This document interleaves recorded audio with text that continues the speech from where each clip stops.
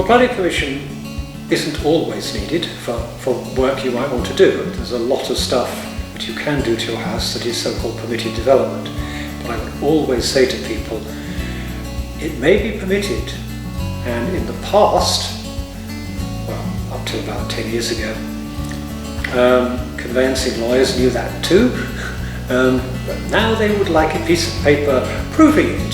So even if you don't need permission now, first thing I always say is make sure you do apply for a certificate confirming that, because if you don't do it now, you won't remember until you've put the house on the market and it's about to get sold and somebody says, and where's your planning permission? And you think, oh, and I've got to find an architect to get me the plans from way back when, and I'm afraid retrospectively applying is still a permitted development application. It is still going to take the minimum of 8 weeks. So whether it's one of those or whether it's planning permission, the answer is really quite simple. The basics are that in theory, any alteration to a building, any change of use to a building, any extension to a building needs planning permission.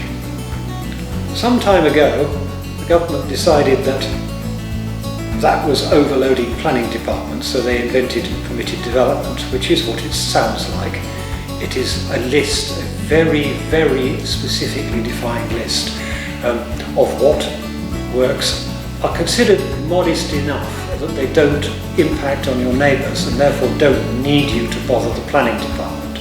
Of course, this has backfired. Everybody now needs a Certificate of Lawfulness, which goes through the same process.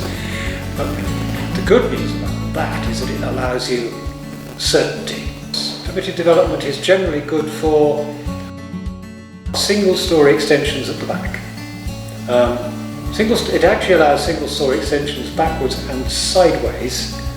The other place that permitted development covers is downwards, because no one's ever restricted that. Basement, so you're permitted to dig a basement below the existing house. You're permitted to dig a basement below the permitted development ground floor extension as well. Unfortunately, the moment you want to try and get any daylight into this, you're probably going to dig further out. So in reality, if you want a basement with windows, you end up asking for planning permission, not for the basement. You want planning permission for the light well, because that's what shows to the street at the front.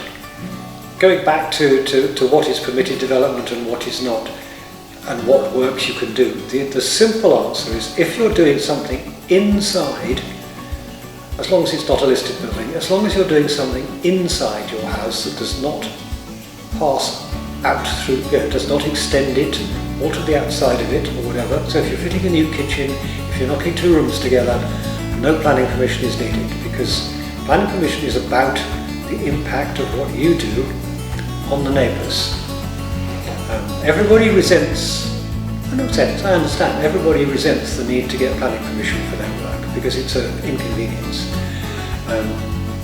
But it's also what stops your neighbours building a 5-storey purple fir-clad extension on their roof without you being able to stop them. It has its value both ways.